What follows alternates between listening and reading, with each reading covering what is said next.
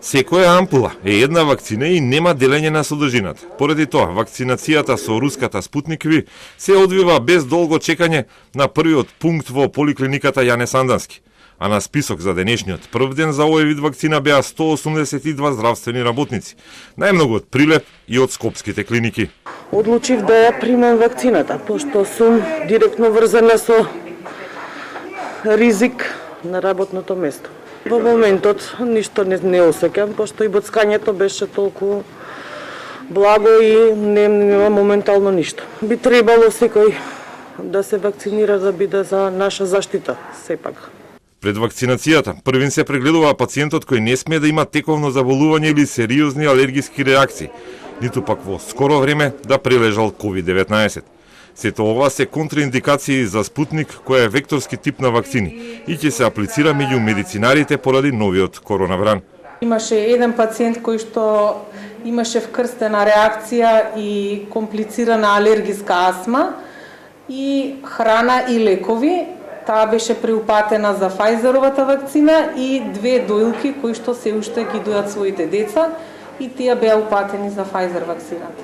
Тоа се луѓе од ковид центрите, значи персонал од ковид центрите и старосна граница е пациенти од 27 до 68.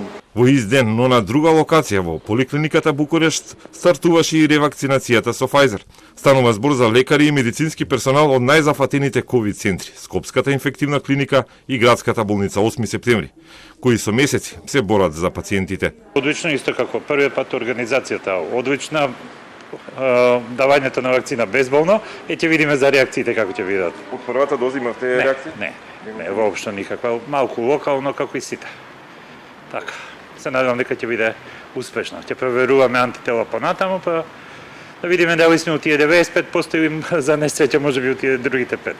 Треба сите да примат. Ја мислам дека треба сите да примат. Имате вие дилеми кога беше... Никакви, апсолутно никакви. Префериравте некоја друга вакцина освен Фајзеровата? Не, би примил било која. По ревакцинацијата со втората доза, вакциналниот картон на овие лекари веќе е полн и сигурен доказ за извршена вакцинација. Нема сериозни негативни ефекти од вакцинацијата со Фајзер, велат лекарите. Здравствените работници кои што доаѓаат ги пријавуваат несаканите реакции после првата доза. Најчесто е тоа болка во раката, која што трае 1 до 2 дена, поретко болки во зглобовите, мускулите и лесна блага температура до 37,8. Болката во раката е доста честа, скоро ке секој втор пациент, а останатите се поретки. Не значителни. Да, со тоа што до сега немаме пријавено посериозно несакано дејство од првата доза. Во првите 2 имунизацијски бранови се вакцинираат само здравствени работници, бидејќи досега државата доби нешто повеќе од 11.000 вакцини, поради што изостана масовно вакцинирање.